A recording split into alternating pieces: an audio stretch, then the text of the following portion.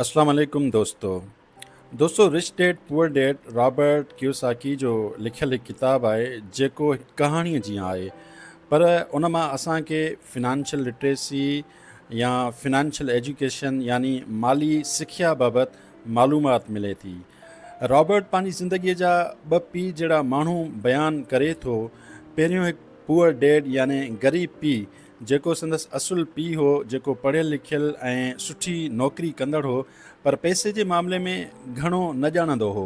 हू सदाईं चवंदो हो महिनत कयो, पढ़ो ऐं सुठी नौकरी वठो, पर हू माली तौरु हमेशह परेशान रहंदो हो। जॾहिं त रॉबर्ट हिकु ॿियो पीउ बयानु कयो आहे जंहिंखे हू रिच डैड यानी अमीर पीउ सॾे थो। हीउ संदसि दोस्त माइक जो पीउ हो।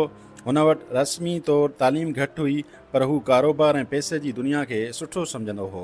हू चवंदो हो पैसे लाइ कमु न करियो, पैसे खे पंहिंजे लाइ कमु करणु सेखारियो।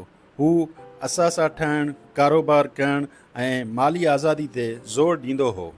सो दोस्तो अचो त हीअ किताबु रिच डैड ऐं पुअर डैड जो सिंधी में कहाणी तौरु अव्हांखे ख़ुलासो ॿुधायूं। हिकु ॾींहुं छंछर जी सुबुह नंढड़ो रॉबर्ट पंहिंजे बहितरीन दोस्त माइक सां गॾु वेठो हो। ॿई दोस्त सोचनि में वेठा हुआ। स्कूल में कुझु ॿारनि उन्हनि सां मज़ाक़ कयो हो छो त उन्हनि वटि नवां रांदीका ऐं सुहिणा कलम न हुआ। रॉबर्ट माइक ॾांहुं ॾिसंदे चयो, माइक, असां कीअं अमीर थी सघूं था? मां वधीक ग़रीब रहणु नथो चाहियां। माइक थोरो सोचे पोइ चयो, मुंहिंजो बाबा चवे थो त पैसा कमाइणु सिखणु खपे, अचु पैसा ठाहिण लाइ कुझु कयूं।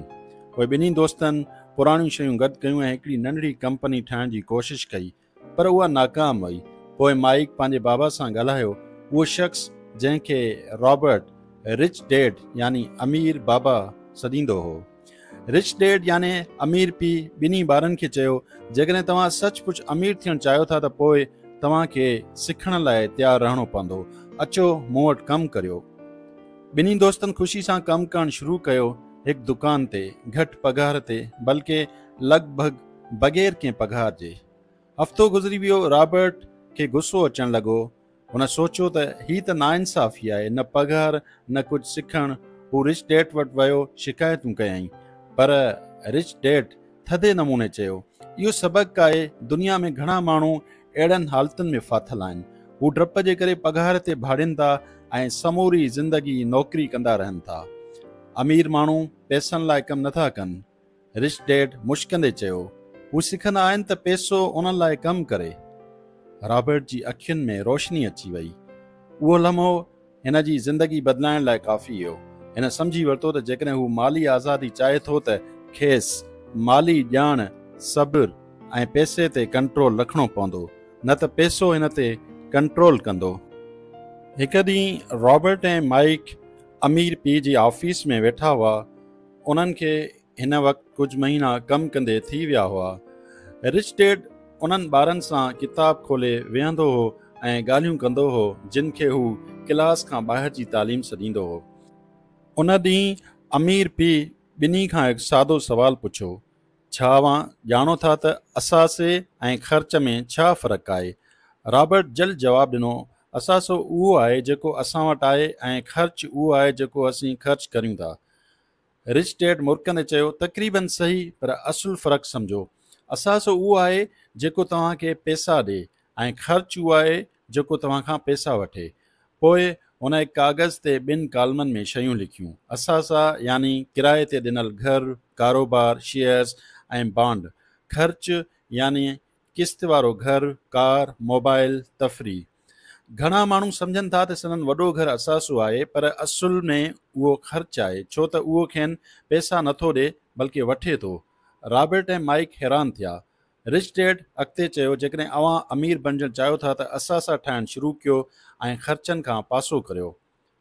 हुन ॿारनि खे सेखारियो त उहे पंहिंजूं आदतूं बदिलाइनि, पैसनि जी अचवञ खे सम्झनि, हमेशह इहो सोचनि त जेका शइ वठी रहिया आहिनि छा उहो असासो आहे या ख़र्च। कुझु साल गुज़री विया। रॉबर्ट हाणे वॾो थी वियो हो ऐं ॿियनि नौजवाननि वांगुरु हिन बि नौकरी करणु शुरू कई। हू सुबुह जो सवेर ऑफिस वेंदो हो, शाम जो थकिजी मोटंदो हो ऐं महीने जी आख़िर में पघार जो इंतज़ारु कंदो हो।